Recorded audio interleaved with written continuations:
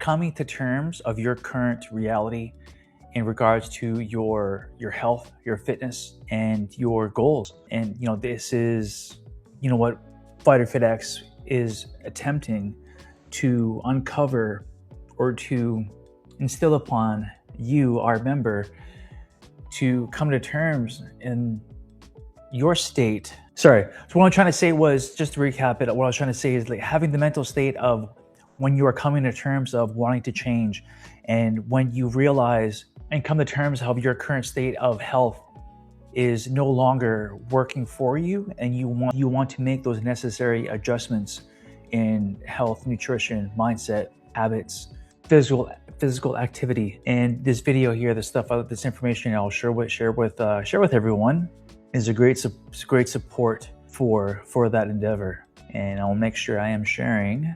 You might have noticed a strange, quiet pull recently, a feeling that you are outgrowing the life you currently live.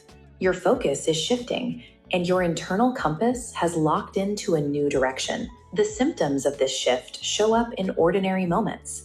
Situations that used to consume your attention now feel distant. Drama that once triggered an automatic reaction now feels optional. You are observing your own life rather than being consumed by it. Shortly after this internal clarity arrives, the external world often begins to lose its structure. Plans you relied on change without warning. People you once felt aligned with start to distance themselves. The life you thought you were solidifying feels like it is unraveling. The common response to this instability is panic. The mind assumes something has gone wrong, urging you to scramble, to assert control, and to forcefully fix the circumstances slipping through your fingers. Consider that this collapse is a mechanical requirement for a new reality to emerge. When your life feels like it is falling apart, it indicates the old architecture can no longer support the version of you currently forming. The destruction is the evidence that a new foundation is under construction. We assume the physical world is the cause, and our thoughts are passive effects. This reverses during a transition. Your consciousness functions as the signal, and the environment acts as the receiver. Because matter is dense, there is a built-in lag time before it updates.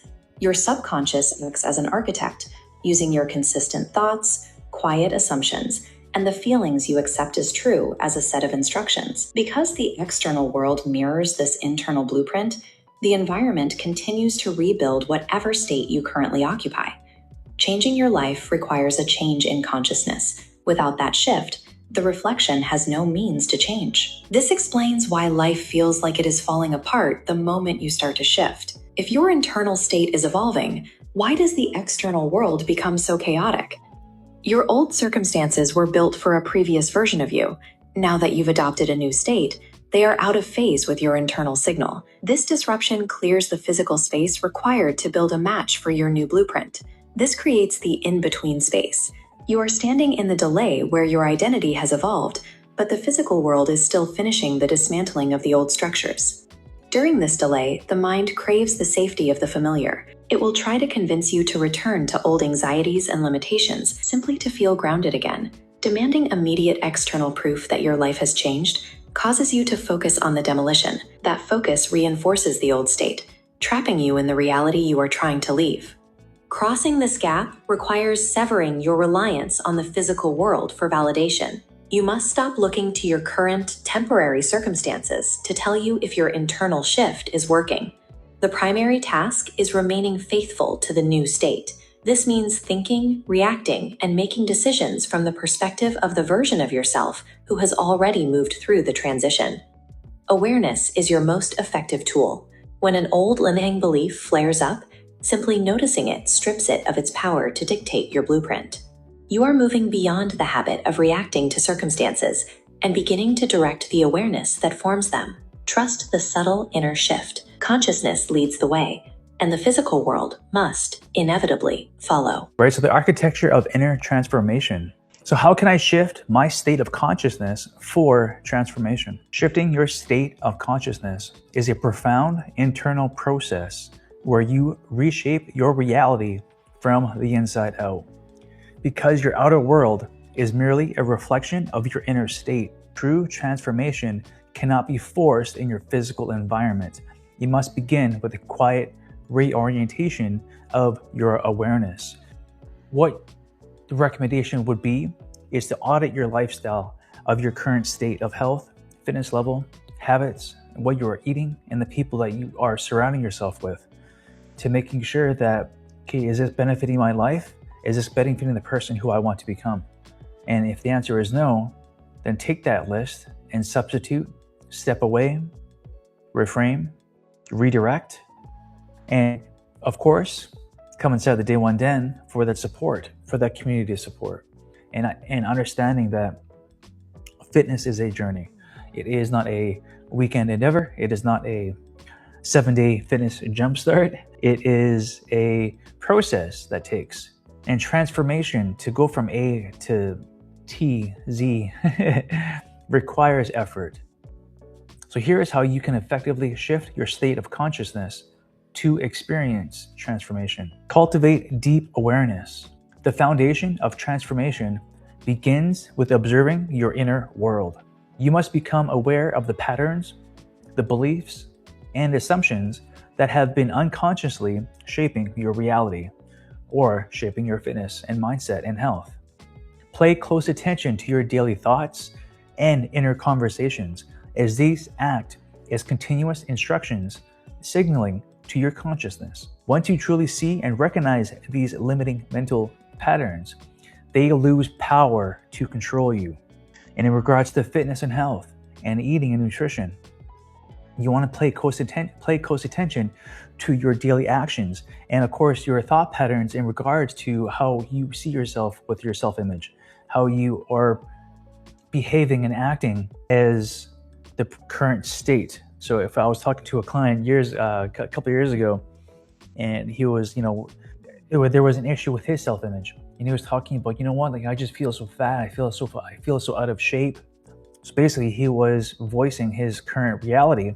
However, that was also, in effect, limiting his chances to succeed. Yes, we have to acknowledge that we are overweight. However, adding emotions to that statement may limit our ability to progress and to achieve a new fitness level if we are just stuck focusing on what's in front of me or what my current state is, and instead focusing on who I want to become, a different object, a different fitness level. I want to focus on that new Brian. I want to focus on that fit individual who is consistent with working out, who is consistent with expressing the feelings in a constructive manner, not out of anger, not out of sadness, and to create an environment where I feel safe, where I feel heard. And once I've realized this person who I have to become, to be aware of my mental state, of my inner dialogue, of what actions I am taking, then I can take control. Then I can have power, self-empowerment. So think from your new state. There is already a version of you that embodies the life you desire. And the only thing separating you from that reality is the state of consciousness you currently identify with. To transform, you must begin to think from this new state rather than toward it. This means you must consistently embody the feelings, beliefs, and expectations of the reality you want to experience, accepting it as your present truth rather than a distant wish. You must consistently embody the feelings, the beliefs, the actions, the attitude, and mindset of this individual who you are becoming. So practice consistency and repetition. Familiarity does not equal truth. Your current reality feels real simply because it is the state you have practiced the most. It is the state that you have practiced the most. Flashback to when I first started kickboxing. I was only going maybe once or twice a week. I was out of shape. I was smoking a pack of cigarettes a day for years during that time. And once I took an audit of what my lifestyle was back then and the actions and behaviors I was doing and the mindset, I had to self-audit and to take away certain behaviors and habits and implement healthier ones. And I remember at the time I was going twice a week, and my sensei asked me to go 3 times a week. That was mind blowing. I was like, oh my goodness, how the heck can I do that? And I remember the first time I did weight training during the day, and then went to kickboxing at night. And it was my first 2 a day, 2 workouts in one day. And that was a huge thing for me back then. But that was my reality at that current state of not working out that much and not participating in kickboxing. Nor was I fueling and recovering for that sport, for what I love, kickboxing, martial arts. So familiarity does not equal truth. Your current reality feels real because simply because it is the state you have practiced the most, what you have practiced the most. Every time you choose a new thought or align with a new feeling, you are reinforcing a new state of consciousness. Even when old beliefs try to pull you back, persistence in choosing the new state will eventually overwrite old patterns and make the new reality feel completely natural. Through repetition, through consistency, through silencing the negative behaviors and thoughts, the self-sabotage perhaps that I had to recreate and reestablish my operating system from the inside out. So you have to release the old to make space. You cannot step into a new reality while remaining attached to your old identity. I can't have one foot in and one foot out. So when I was first changing my life, I was dabbling into university, but I was also hanging around with a certain crowd that was a part of my old lifestyle. That was part of my old image, who I wanted to silence, who I wanted to erase. And you can't have, if you want to be a new entire person, it is a higher probability to succeed by eliminating all negative aspects of that old self. Transformation requires releasing familiar but limiting structures and expectations. When life feels like it's falling apart or plans unexpectedly change, it is often simply reorganizing itself to make space for a reality that deeply aligns with your emerging state of consciousness. Trust and allow without needing proof. The outer physical world often has a delay before reflecting your inner changes. So basically, the outer physical world often has a delay before reflecting your inner changes. So you cannot expect to have a six-pack on the weekend. You must trust the process and remain faithful to your newly chosen state without demanding immediate and external validation. You have to keep plugging away into your fitness, your habits, your daily physical activity movement throughout the day by eating healthy, by eating clean. And that transformation will show either in, immediate, it might take a little while, because we are all starting in a different position on this journey of ascending the mountain. Transformation is not about trying to control every outcome, but rather allowing the internal shift to happen and trusting that your outer world will inevitably follow the lead of your consciousness. So why does the outer world mirror my inner thoughts? The outer world mirrors your inner thoughts because there is no actual separation between your inner and outer environments. The physical world is merely the effect, while your consciousness is the cause. Reality is not independent, fixed entity happening to you, but rather a dynamic process happening through you, directly shaped and brought into form by the internal state you occupy. Your daily thoughts, assumptions, and inner conversations are far more than fleeting mental activities. They act as continuous instructions and signals that impress upon your consciousness, forming the literal blueprint of your life. Once a belief or concept is fully accepted in the deeper layers of your mind, it is compelled to express it externally. So when I was choosing to be a healthier individual, I had to make sure that I saw myself in the mirror, not as an addict, not as an ex-con, not as a person who lacked intelligence, but rather a martial artist, a person who loves family, a person who wants a better future for himself, myself, and to create a person who will be a great father in the future. That was my new reality that I am expressing. However, the outer world does not simply mirror everything you occasionally think or casually wish for. It strictly responds to what you consistently embody, feel, and deeply accept as your true identity.